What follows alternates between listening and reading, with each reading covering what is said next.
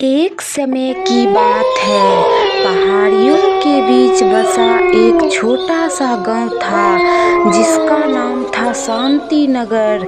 यह गांव एक अनोखी शांति से भरा हुआ था जहां के लोग मिलजुल कर रहते थे। गांव की आबादी कम थी पर लोग खुश और संतुष्ट थे। लेकिन इस शांति के पीछे एक गहरा रहस्य छिपा था। लेकिन इस गांव के बाहर एक ऐसा स्थान था जिसे सुनकर ही लोगों की रूह कांप जाती थी। गांव के बाहर घने जंगल के बीच एक पुरानी टूटी फूटी हवेली थी। यह हवेली इतनी पुरानी थी कि उसकी दीवारें जगह जगह से टूटी हुई थी और उस समय पर टाई चुकी थी। हवेली को ऊंचे पेड़ों का घना घेरा छुपाए रहता था। वहाँ का माहौल रीढ़ की हड्डी तक सिहरन पैदा कर देता था। गांव के बुजुर्गों के अनुसार हवेली में एक समय की सुंदर युवती कालिका अब चुड़ैल बनकर रहती थी। उसके पास इतनी शक्तियां थी कि वह अपनी इच्छा से किसी भी रूप में बदल सकती थी। लोगों का मानना था कि वह रात के समय हवेली से बाहर निकलती और जंगल में घूमती थी।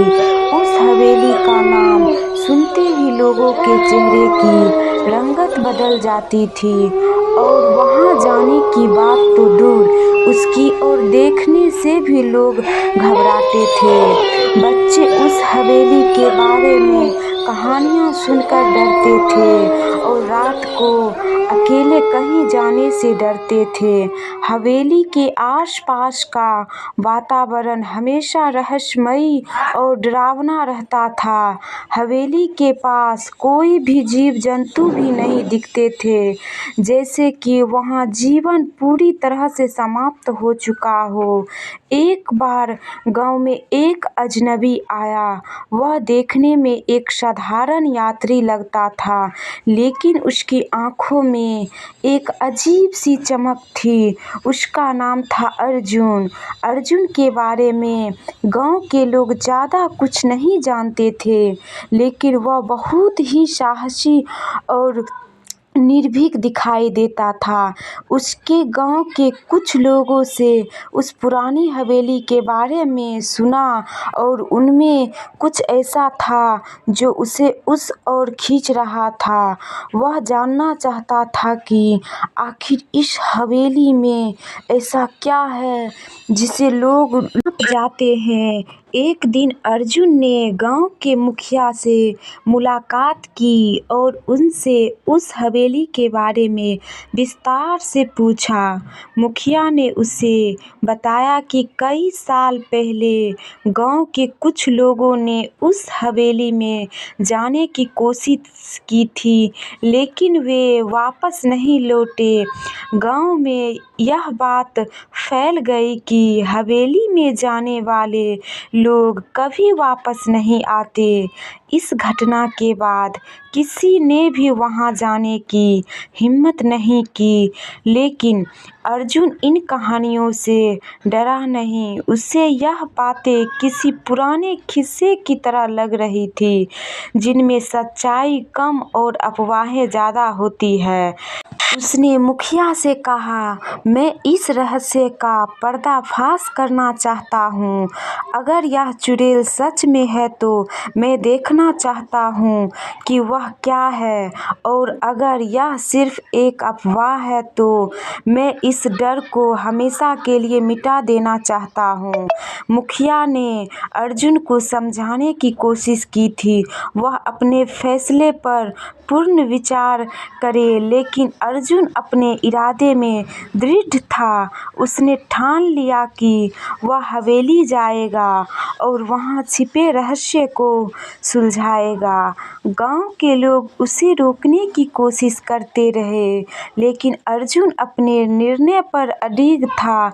अगली सुबह सूरज की पहली किरण के साथ ही अर्जुन ने हवेली की ओर अपना सफर शुरू किया।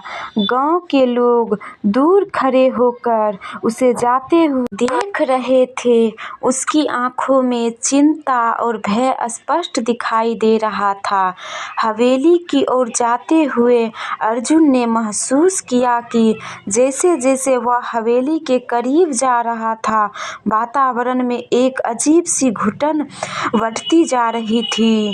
पेड़ों के पत्ते हवा में गिर रहे थे, लेकिन वह कोई सामान्य आवाज नहीं थी।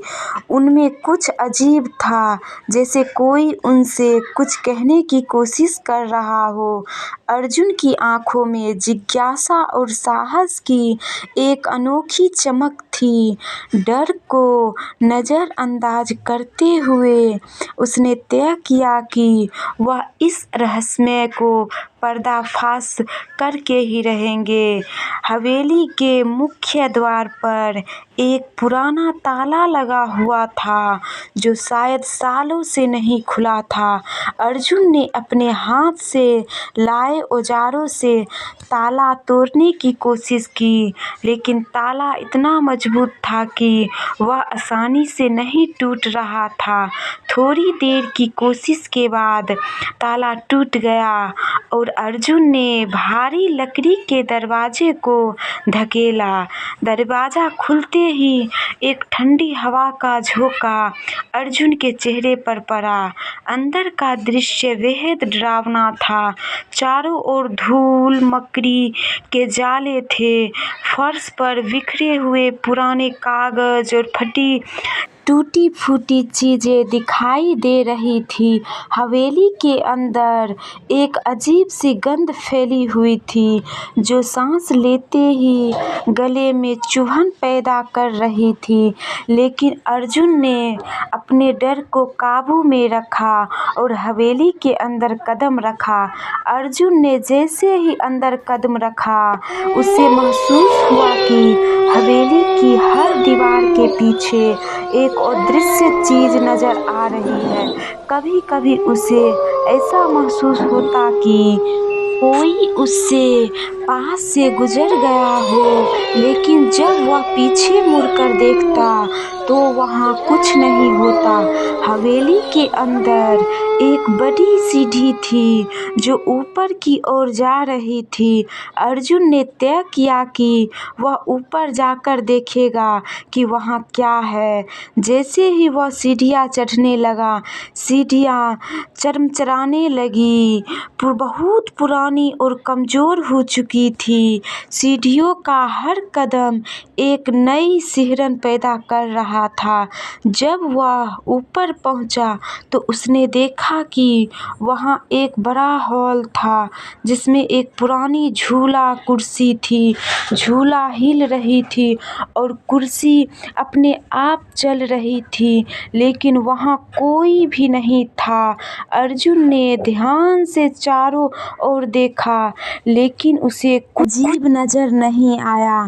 तभी अचानक अर्जुन को एक दरवाजा दिखाई दिया, जो हल्का से खुला हुआ था। दरवाजे के पीछे से हल्की रोशनी आ रही थी, जो कि इस अंधेरी हवेली में काफी असामान्य थी। अर्जुन ने धीरे धीरे उस दरवाजे की ओर कदम बढ़ाए। उसके हर कदम के साथ उसके दिल की धड़कनें तेज होती जा रही थी। जब उसने दरवाजे के पास पहुंचकर उसे खोला, तो उसके सामने का दृश्य देखकर चौंक गया। तभी चुड़ैल का भयानक रूप प्रकट हुआ और चुड़ैल ने अर्जुन को मार दिया। इस कहानी से हमें यही सीख मिलती है, बड़े लोगों को बात का कभी भी अवहेलना नहीं करना चाहिए दोस्तों।